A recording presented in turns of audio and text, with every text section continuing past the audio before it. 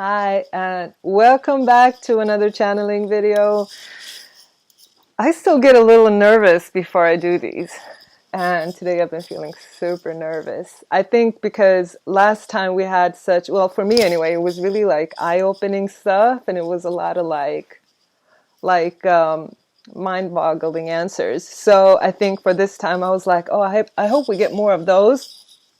But I never know. I never know what's going to happen. These channelings really have a life of their own. So I have some interesting questions this time from your comments. And my intention was that this would be eye-opening as well. We'll see what happens. So I'm going to read you the questions first. These are the ones I've got, but I am open to if any follow-up questions occur to me or any more depth wants to come through, I'm open to that this time because I don't have a lot of questions for this time. So the first one is, are heaven and hell real? The second one is, does the devil exist or is he an invention of the church? This one is not from the comments. This one is from, we did this on a video that was deleted and I needed some more information. We channeled we got some information on Lucifer and stuff, and it was really unexpected there. So, and then I saw a video that explained this concept of Lucifer and how it's not what people assume from religious teaching, and that Lucifer in the Bible, in the original Bible, was really all about, the morning star, Venus. So I want to dig into that a little bit. I think it might be interesting. And then we have, but of course with a lighthearted, positive intention for that. I don't want to dig into the dark stuff. I don't want to carry that stuff on me.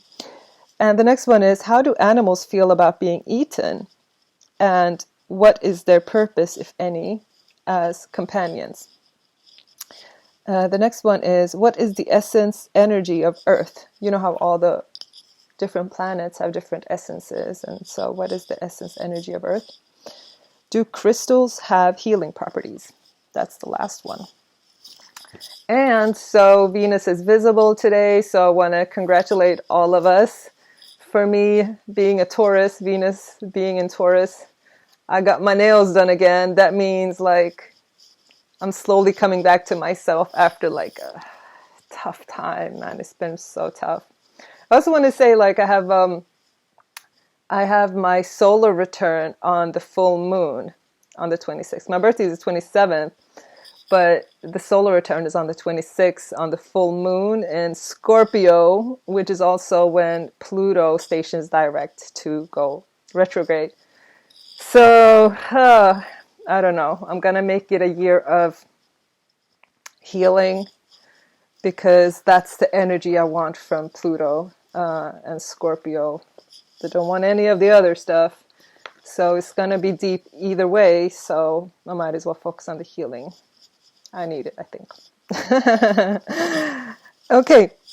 And before we get into the questions, the offer for this week is still the Blessed Business course because it's a freaking awesome course. It's I put it on PDF form. So it's PDF with information, worksheets, all kinds of stuff, and a bunch of videos that are linked in the PDF. It's 70 pages on the PDF and with the videos as well. And it's got everything that you would need to be successful as a service-based entrepreneur. So these are all the things that I wish someone had taught me when I got into the business of helping people. So if you have a heart-centered purpose, you want to help people heal, you want to help people, you want to coach them, or you're doing any kind of service-based business and, you're selling your time for money, I think you need this course. And the reason why I think you need it, or why I'm convinced you need it, is because you get the three main things that are vital. You get the mindset stuff in terms of opening yourself up to abundance and getting your mindset ready for success. how to set goals and all of that stuff. And then the second module is about the sales and marketing. So where you're taught how to actually communicate with the people that need your services in order for them to be able to identify whether you're right for them or not. So it's not about like pushing stuff on people, but it's rather about like reaching out to the people who actually need your help, and for them to understand that what you can offer and what you can offer. So it's about like communicating in a way that's gonna sell. And so you get a fantastic template that always works for me and has worked wonders for Lada. So you will know how to sell consistently. And then the third part is about freeing up your time and automating your business. And in terms of like, there's different kinds of stuff. I don't want to get in too deep into it, but if you feel like, if you're already in a service-based business, or you've been thinking of doing something on the side or offering your services, do check out the free videos that we have in the description box. So do check out there's one conversation with Lada where she praises the effects of these techniques in her own practice, in her own work. And there's another one where I give my best tips in terms of how to run your one-person self-employed business in a way that is long-term successful. The reason I made this course is because there are so many people in our industry that they're self-employed, they're doing their thing on their own.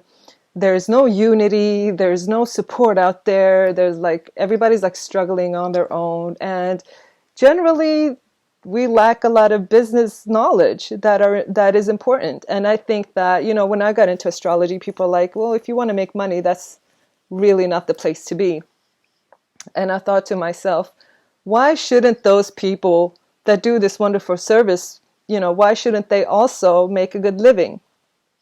So this course is made for that purpose, because I want this industry or this field to be prosperous as well as uplifting and spiritual as it already is. So if you have if you're self-employed or want to get self-employed because you hate your job, this is for you. And of course, we have a 30-day money-back guarantee. So if you are not making your money back, get a refund. That's all it is. I know for a fact you're going to make that money back multiple fold, but you won't know until you try it. So I do encourage you to try it. And before you try it, check out the video so you get a better idea of what exactly you're getting and how amazing it is. Do check it out. And the offer is it's $349. And I think this is the last week that this price is going to be available. So the first step you do was just check out those videos so you know the details of it, and so you know how awesome the course is, and start this year with, well, the year has already started, but look to a prosperous future. Now that I have explained that, for those of you who want more self-empowerment and prosperity in their lives, I want to also say, keep writing your questions. I love them. I need more. And I'm thinking of doing writing down the channelings and adding more into some kind of little booklets or whatever, because I do want them to be compiled in a way. And so I would appreciate if there is anyone out there who feels called to help me transcribe the channelings we've done so far, because I want those to be in there. I want to transcribe the answers to the questions. So if you want to help me with that, please get in touch by going to my profile page. There should be a link in the description, and write me a message, and I'm going to compensate you for that, obviously. Just get in touch, tell me you're interested, and we can take it from there. So, so the idea is to have some kind of a written document where I collect everything and also add anything more, because there's so many questions that I haven't gotten to yet. And I want to include those as well. So I want to make it like a written document with more in depth, everything we have so far plus more. So if you feel called to help me transcribe, get in touch and I'm going to make it worth your while. Now we can get into the questions. So thank you for your patience. The first question is, are heaven and hell real?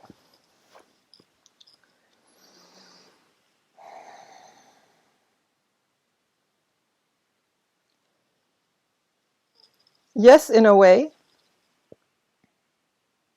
No, in a objective sense. In an objective sense, no. But yes, in a way, because some people truly believe in them, and to them, they are real. But in an objective sense, no, they are not the universal truths. Oh, we need more depth on that. So, where do these ideas come from? If they aren't real, where did we get these ideas from?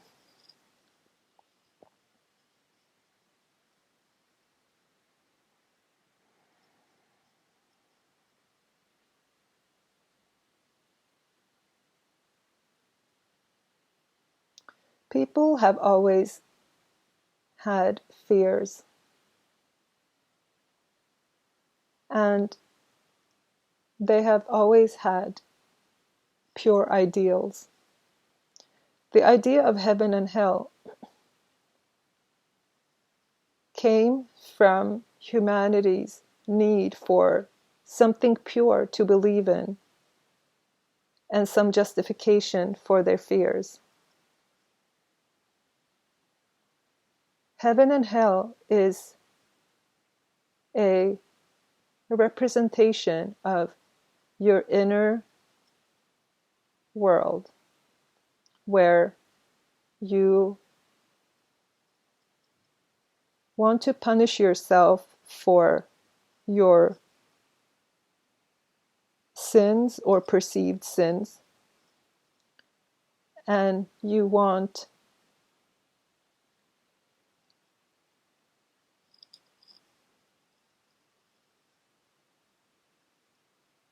comfort, or what is that word? You want to believe in the reality of your ideals. You don't see heaven or hell on earth in the sense that you don't see the rewards for good behavior and you don't see the punishments for bad behavior on earth. Life is so chaotic and seemingly random. You needed something to believe in. And heaven and hell is a part of your collective consciousness. Ooh.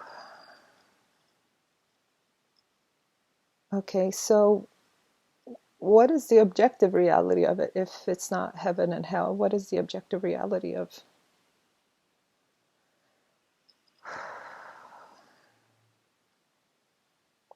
What you are not seeing is that there is a purpose for everything that you go through in life. While you're in your human existence, you have a very limited perspective, and you are very much ruled by your emotions, and you want justice. When somebody has hurt your feelings, you want justice. In objective reality, when your feelings are hurt in the human experience, no sin has been committed. It is only a matter of cause and effect. If the sin is the cause, there is an effect that becomes the cause for something else. And so you are in this complicated tapestry of cause and effect.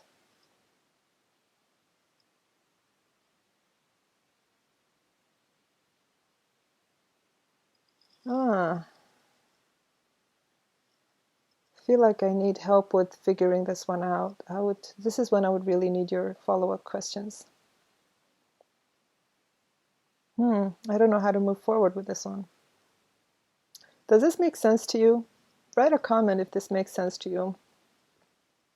I mean, it makes sense to me, but it's just a little unexpected, that's all. Okay, so can you give us more clarity on this? Because this is a bit different from what we're used to. Heaven and hell are wonderful fairy tales. What you are missing when you view reality in that way is that you are grading people in terms of good or bad. And it's no different from grading people as more or less worthy. If you believe that all people are equal in value, it makes no sense to instead grade people by good or bad. The roles you play in life may be more good or more bad, but in your soul essence, in your spirit, you are all equal, and you are having an experience together. Okay, can you give me more clarity on that? Like, do people that cause a lot of harm, do they not face consequences?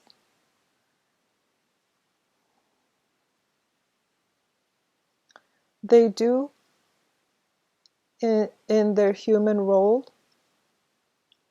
but on a spirit soul level, they do not. The spirit is unaffected because the spirit is like the deeper layer and everything else is on the surface. On the surface, you may live any kind of life as a victim or perpetrator, as good or bad, but on the level of your spirit, you are unaffected by either of those. Okay, so why should we be good people then? I mean, this goes again. Okay, should we be good people? Why? Okay. Should we then be good people?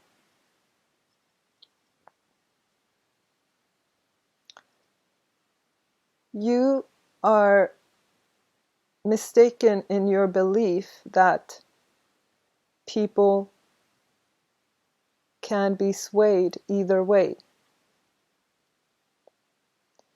You all come with preset tendencies towards good or bad. You think it is a choice,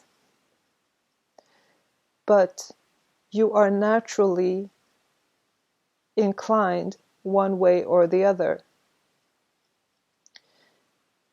What makes you not see this is because most of you are capable of doing either good or bad, but there will be something inside of you that is more motivated either to the good or to the bad.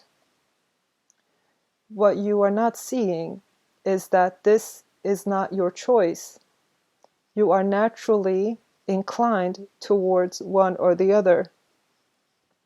Whether you choose to or not, you are inclined to do either good or bad.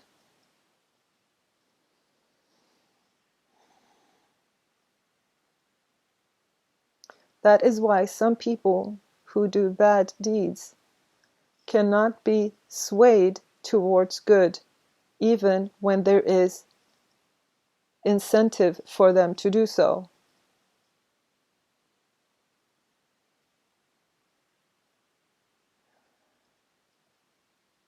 That is why you cannot consider yourself more worthy just because your inclination might be to do good and someone else's inclination might be to do bad. Neither of you have any choice about this.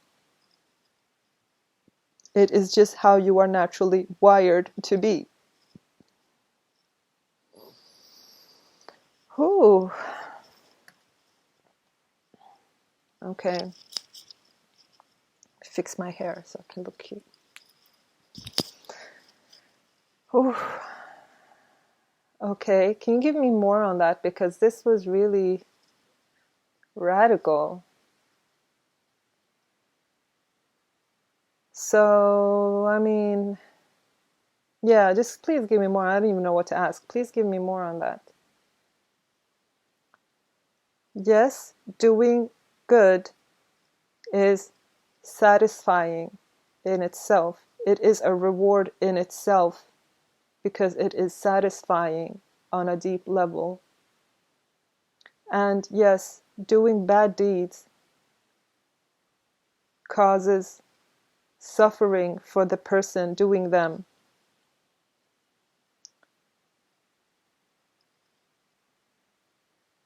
But so why do people keep doing bad deeds then if they suffer from it? They are wired that way. And to them, doing the good deeds, although it does bring some satisfaction, it feels off to those people that are wired more towards the bad. So why do we have to have that duality? You have duality on many levels, good or bad, or hot or cold, or in and out, or up and down. They provide the playing field for you to have experiences. Okay, but is there a purpose to that? There is a purpose to everything.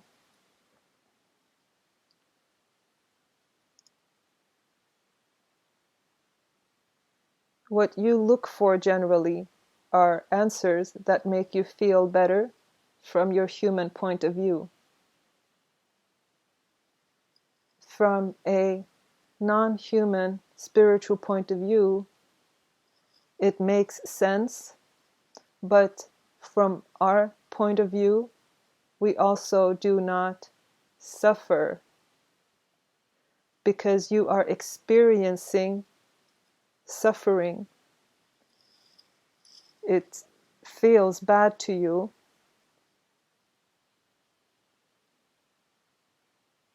but it is an experience, and on your soul level, you are unaffected. I feel like this just brings up more questions than answers. Oh, man. And we're still on the first question, 24 minutes in. I think I'll just move on to the next. But do give your like follow-up questions because I feel kind of stuck in that one. I mean, I am human. I can't change that. So it's a lot of these are really radical ideas to me. Okay, moving on. It's good to learn either way. It's interesting.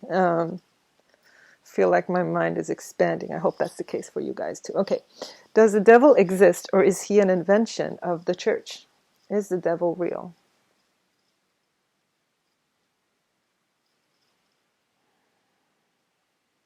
In the sense that some people believe he is a real entity. Yes, he is real. Many people believe in the devil in the sense of the darker aspects of life, in terms of the absence of light. In this sense, you could say that he is real, but it is not an entity. It is not a malicious entity. It does not have malicious intent or a purpose. It is simply the aspect of God, because all is God. There is nothing outside of God. It is the aspect of God that is the absence of God. This is, what's the word? Contradictory. This is contradictory, but in reality, contradictions are common. It is the absence of God, but still a part of God. Nothing is outside of God. If you were to think that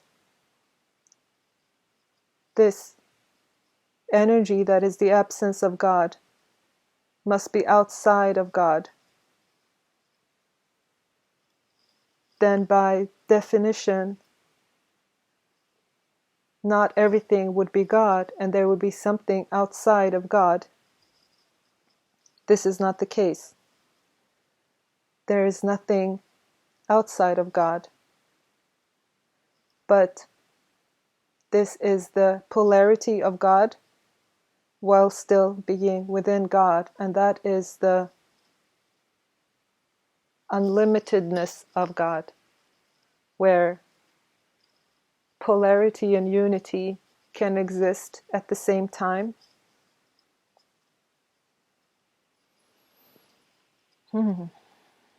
So, is the devil an invention of the church? It would be wrong to say it was simply an invention of the church. Yes, the church has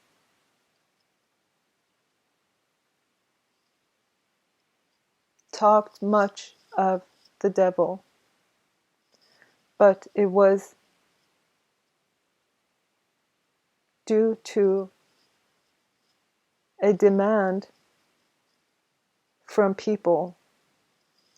People wanted to hear about it. People believed in it. And should the church not bring it up, people would struggle to believe in the church. If the church was to simply talk about the glory of God and the perfection of the creation, people back in the day would not have believed. People were not ready to believe that, and they needed a scapegoat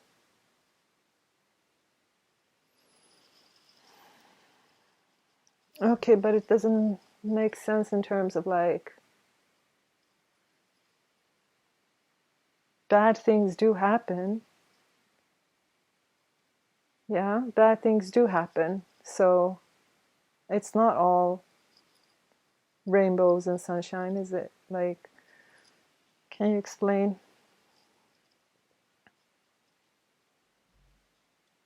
Yes, horrific things do happen. Horrific things happen in your world.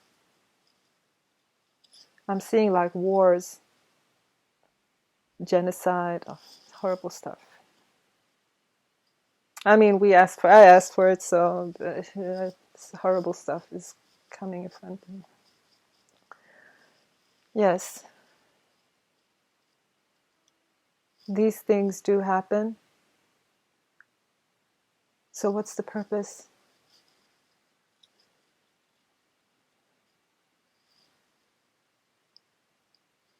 They always bring something with them.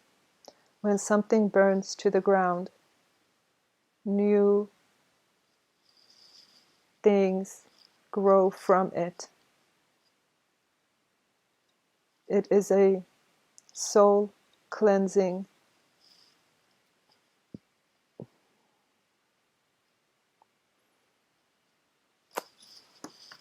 I gotta say, I'm not liking this.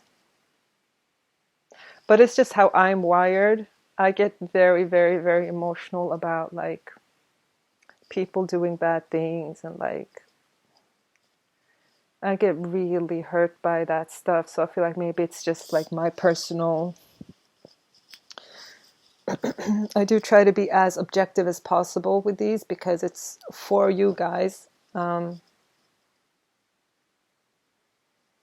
I'm struggling with the idea that like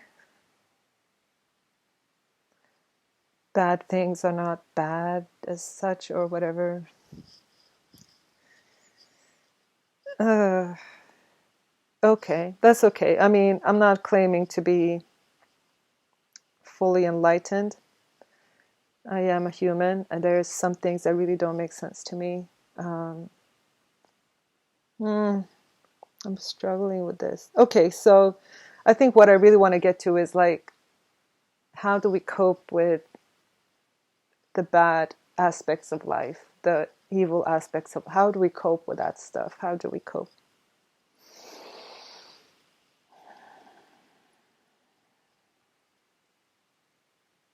Accept that it is a fact of life.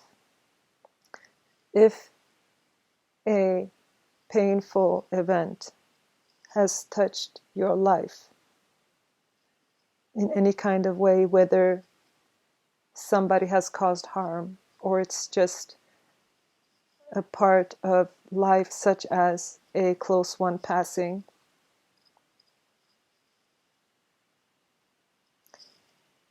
resign yourself to this fact.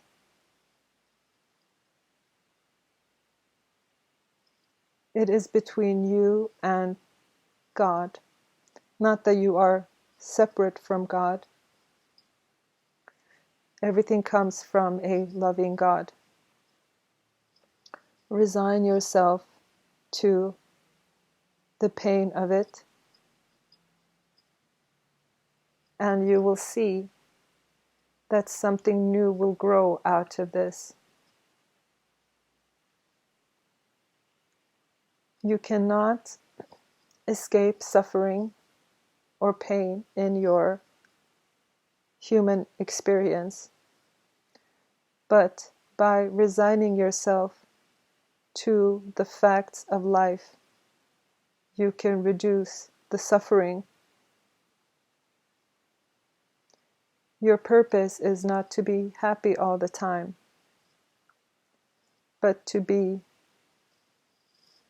present and flow with your experiences and not get stuck in what you wish things to be or what they have been,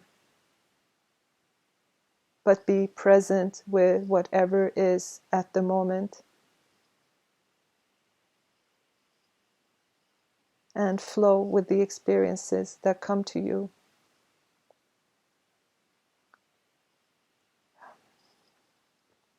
I hope this makes sense. Sometimes it makes sense to me afterwards. In the moment, sometimes I struggle. Right now, I'm a little bit, but it will probably make sense to me afterwards. Okay, so we'll move on because these questions took up most of the... Okay. How do animals feel about being eaten?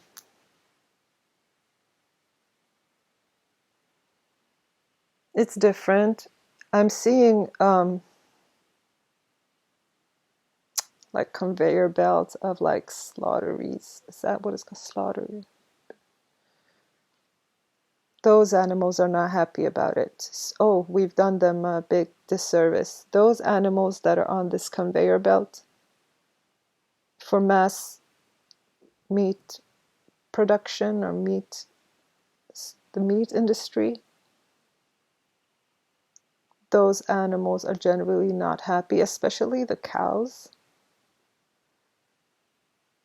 They are not being fairly handled. Some animals are at peace. Some we cause suffering to. I'm getting that most of the animal slaughter is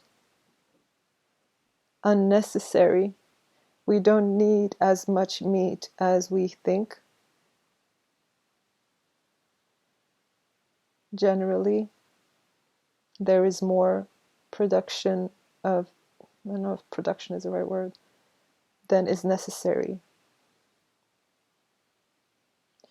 Is it better with when you bless the animal before slaughter? Is that a better way when you bless them and pray for their soul?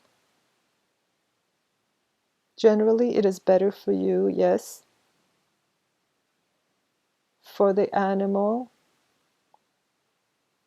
it may or may not be better. What is important to them is the fullness of their life. What is important is how they were treated during their lifetime.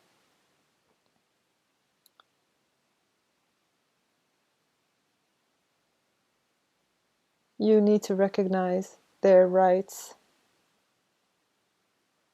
to a full life. You need to recognize their needs and not put your own needs ahead of theirs.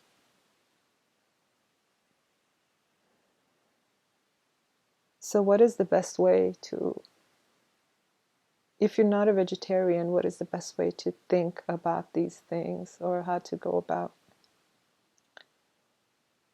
Generally, you don't need to eat much meat. So most people can reduce their meat consumption, and most people should, for their own health. Humanity is still quite unaware of the consciousness and needs of your animals. And until you have raised your ability to love, you will continue for a while in this unconscious way. If you are to eat meat, do it sparingly and send appreciation to the animal. When you appreciate and respect the animal, you will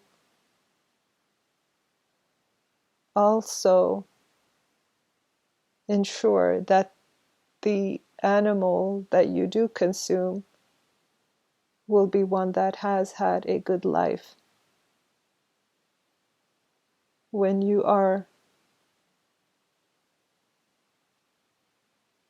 unconcerned about the animal, you may come across those animals that have been suffering unfairly.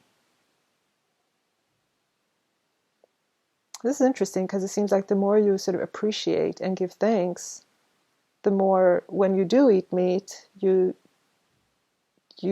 end up eating the meat that is from an animal that was treated well.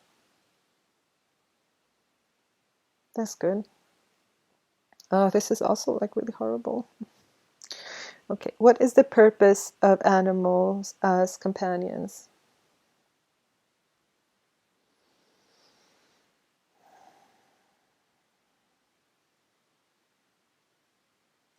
They give you a lot.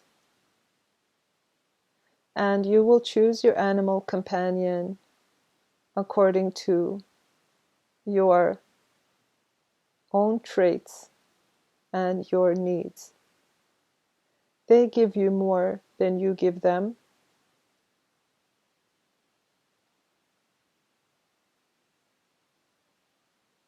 Okay, what is their purpose? Many people suffer from loneliness, and one of the major purposes of animal companions is to give you companionship and alleviate your loneliness. It's to give you warmth and love.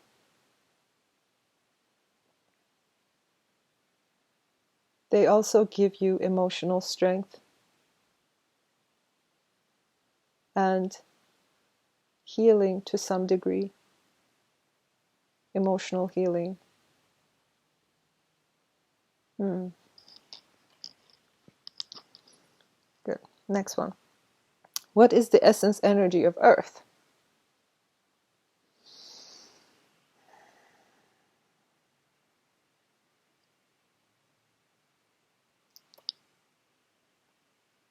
Preservation. I'm feeling preservation.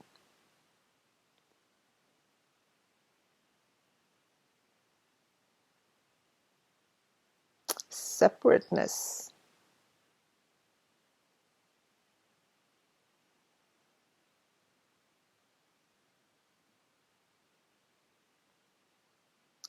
So the energy is like multifaceted like any other planet, but it's like the self being separate from others, preserving what's mine, being separate from others. Self-focus. I guess the flip side of that is selfishness.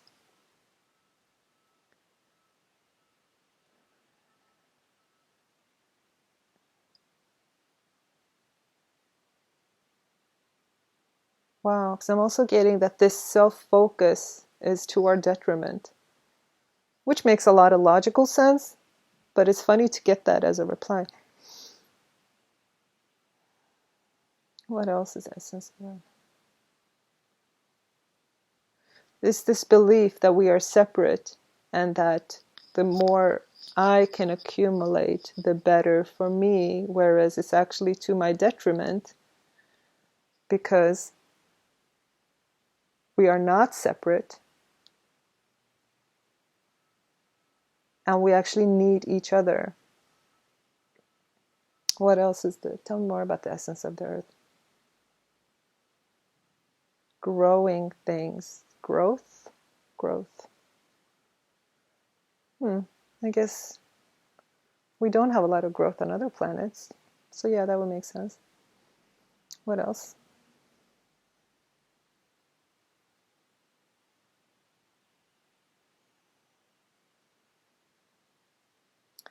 Not being able to shift from your own point of view. Well, I think we can all relate to that, but I didn't know that was unique to the earth. That's interesting. What else?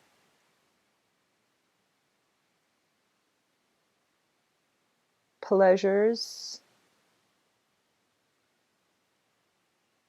Like what?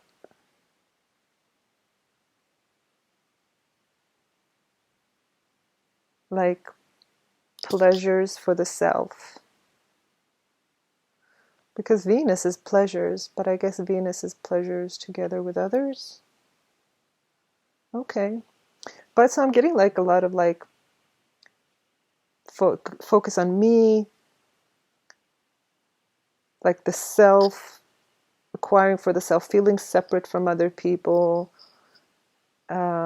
being stuck in your own point of view, inability to relate to other points of view.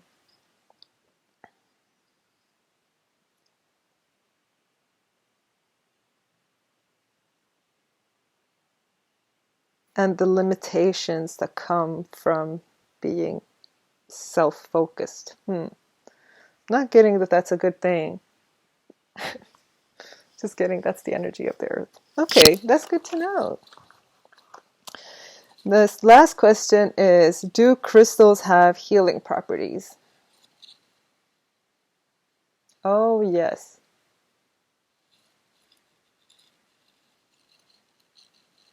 But their effects are very affected by how they are handled and their environment and the intentions. So their abilities can vary depending on how they have been handled, what environment they've been in, and their surroundings. If you take care of your crystals and keep the intention pure around them and their environment good, then they do have power. But just like they give energy out, they also absorb it. So you need to be watchful of the energy they consume and take into account what environment you are providing for them. You need to care for them. They are living beings in a way. They have consciousness. Let's talk to one. Okay, one that most people know is rose quartz. Let's see if we can talk to rose quartz. Have you seen Steven Universe? Because they have a rose quartz person there. I love that show, Steven Universe. They have like different crystals and embodiments of the crystals. Okay, so rose quartz, can we talk to you?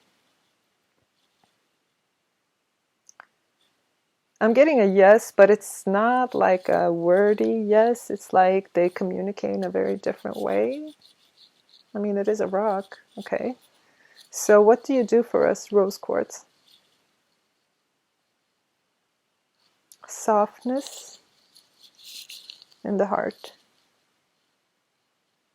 I mean, they're not talking with words. So I am getting a very rocky vibration. But I'm getting an answer, but it's not like I have to sort of feel for it rather than I'm not having like a communication. I'm having to like tap into it rather than having a back and forth.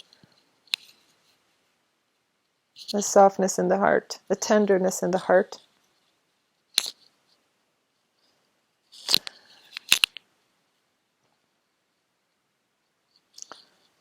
This crystal makes you kinder, makes you gentler, makes you more tender. And so you get that back, but it starts with making you that way. What about lapis lazuli? My son loves lapis. What does that? And I believe that the idea of eyeshadow came from crushed up lapis that the Egyptians had on their eyes because it was considered the crystal of gods. Okay, so lapis, can we talk to you? Yes. What do you do for us? Clear voice, clarity in your message, clarity in your message. The clarity that you get in your message makes for greater influence in terms of what you speak.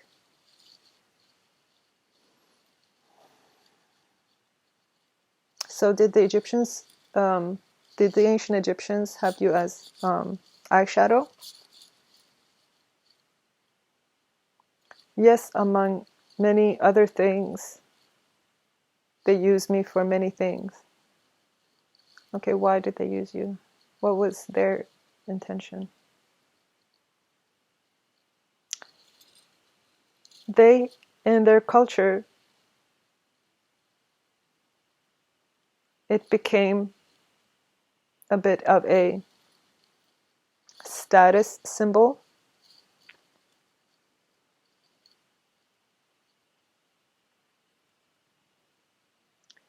I don't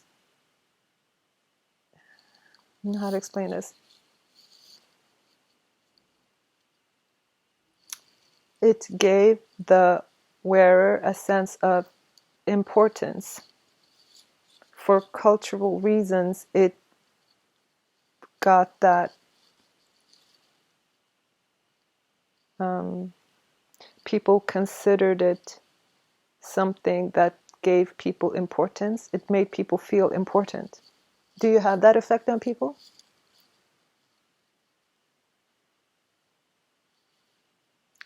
Not directly, but indirectly in some ways, yes. But people would see the lapis, and when they saw it on somebody, they would feel a little intimidated. And so it was a status symbol.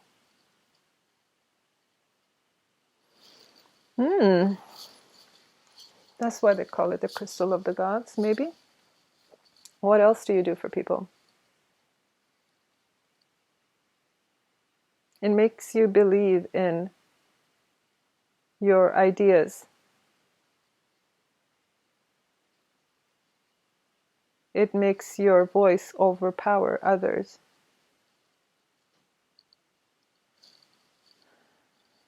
What is a good time to use you or wear you? What is a good situation to use you in?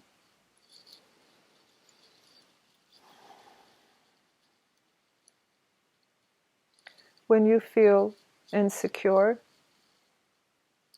when you feel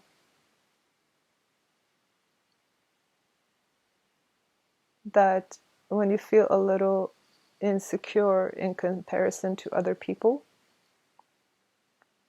when you have to talk or introduce yourself in a situation where you feel less than, it will give you a sense of confidence.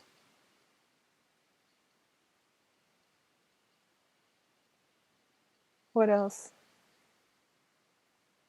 It can, in the wrong situation, it can give you arrogance. So it's not necessarily always helpful.